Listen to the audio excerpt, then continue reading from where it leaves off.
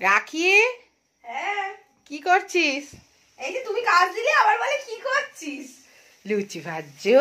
হ্যাঁ, এক গামলা ভেজে সরিয়ে দিয়ে আর এক গামলা চলছে। তেল তো কমে গেছে কড়াই। ওই তেলেই আমি ভাজবো। কেন? এতটা তেল দিয়েছিলে, সব এত লুচি ভাজলাম, একটু কমে গেছে, আমি ওই তেলেই কতদিন পরে রান্নাঘরে ঢুকেছো মা? তুমি তো ঢোকালে মা রান্নাঘরে আমাকে। এইটুখানি মাকে না হেল্প করলে হয়? একদমই না।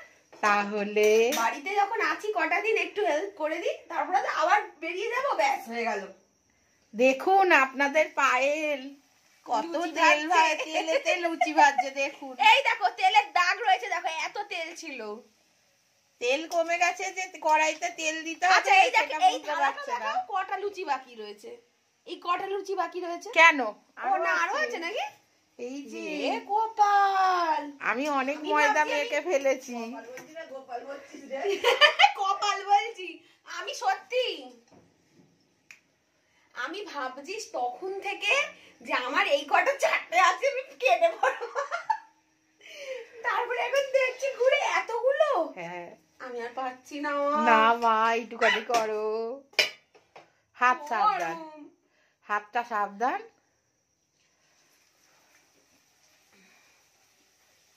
ঠিক আছে, আচ্ছা তাহলে রাতের মেনু কি তুমিই বলে দাও। তুমিই বলো, তুমি যখন রান্নাঘরে আজকে আমার কাজটা করছো, আমি তোমার কাজটা করছি। না তুমি আমার কাজটা করছো না, বা আমি তোমার কাজটা করছি না। তুমি এতক্ষণ বেলাবেলি করছিলে, আমি ভাজাভাজিটা করে দিচ্ছি, কারণ একা হাতে এত লুচি ভাজা হয় না। আর আজকে রাতের মেনু হচ্ছে আলুর দম, আর তার সাথে লুচি, আর তার সাথে সুজি হওয়ার কথা ছিল কিন্তু সুজি করেনি আমার মা। মানে এক বলে আর এক করি, এটাই হচ্ছে ব্যাপার। আমার দিদার খাওয়া হয়ে গেছে, আমার দিদার খুব ঝাল লেগেছে তাই তো, আলুর দমটা খুব ঝাল হয়েছে তাই তো। আমার দিদার সবকিছুতেই ঝাল লাগে, মানে সিদ্ধ সিদ্ধ খাওয়াতে হবে, বুঝতে পেরেছো?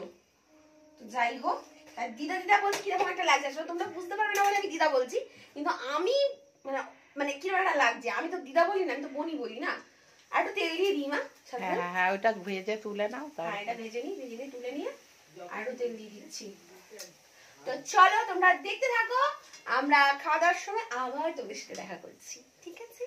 চলো এই হাতা খুন্তি নিয়ে। এই দেখো আমি তেল কিন্তু দিলাম, এমন না যে আমি তেল কমে রান্না করতে পছন্দ করি, কিন্তু এমনও না যে আমি কিপটে, কারণ কিপটেমি করে খাওয়া হয় না, বুঝতে পেরেছো? শোনো আমার দিকে ক্যামেরাটাকে করো, আমার দিকে আগে ক্যামেরাটা করো। শোনো আমরা হচ্ছি একদম খাঁটি বাঙাল, আর আমি বলতে পছন্দ করি আমরা যেমন খেতে ভালোবাসি সেরকম খাওয়াতেও ভালোবাসি। আর খাওয়াতে আমরা ভাই কঞ্জুসি করতে পারবো না, জামা কাপড় পরাতে কঞ্জুসি করতে পারবো না, খাওয়াতে কঞ্জুসি করতে পারবো না। যতই আমরা মোটা হয়ে যাই, হেলদি হয়ে যাই, যাই হয়ে যাই, আমরা কিন্তু ভাই কঞ্জুসি করতে পারবো না। ওই পেটে খিদা, এদিকে মুখে লাজ, ভাই ওরম ভাবে আমরা চলতে পারি না। সো আমরা খাতে পিতে ঘর কে লোক হে, কি বলো তোমরা? কমেন্ট করবে তোমরা আমার মতন কে কে।